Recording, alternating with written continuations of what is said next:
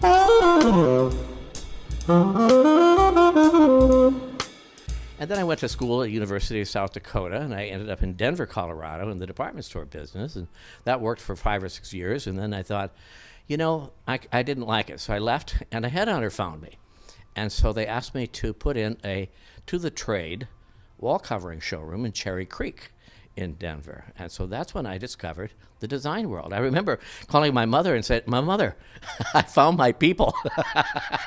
I found my people. I said, so this is what I've been waiting for all my life. So that was my introduction into the interior design world and the people of it. And so then I worked there for a number of years and then moved out here in, actually, it's exactly 40 years, October 1978. I moved here to Los Angeles to work in a little wall covering studio on Robertson Boulevard.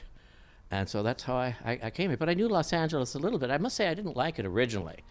I thought it was too crazy. And I remember when I was in Denver, I had a poster in my bedroom that said, "Don't Californicate Colorado." You know, but I thought everybody was narcissistic and all that. But then I got here, and I found my people again. And I said again to my mother, they'll have me, so I'll accept them. So that's how I became a community. But what I really did is took my small town ethos, community here, and it's been my craft for 40 years. I was just building community, making friends, making connections, and giving back, giving to people. It's a seamless way of living. It's been a great ride of discovery, and I've got miles to go before I sleep. It's interesting too because you've been recently celebrated on more than one occasion. Most recently Right. here at the Pacific Design Center with 750 of your closest friends. It was astonishing. It was a tribal gathering of that has never been done before in the PDC. So it was very special. Uh-huh. It was. Yeah. It's interesting that you use the words tribal gathering because as tribal as we have become recently, and hearing you talk about finding your people, I get it. Uh-huh. I get it. I like those metaphors. Yeah. They mean something to me. I think it gives it a texture and a quality that's understandable. And I love the narratives. I love storytelling. And I think that's a part of it.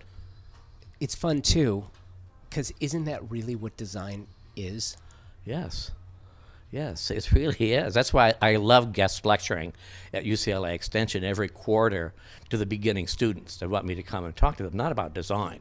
I talk about design, but I said I'm not a designer. I've never studied design, but I know about design because I've been in it for over 40 years. So I have a sense of what is the spiritual context of what is design. It's about people, it's about objects, it's about things, it's about feeling, it's about things that don't exist, it's about vibrational things, it's about a sense of relationships and excitement. It's just, I said, we really can't define it.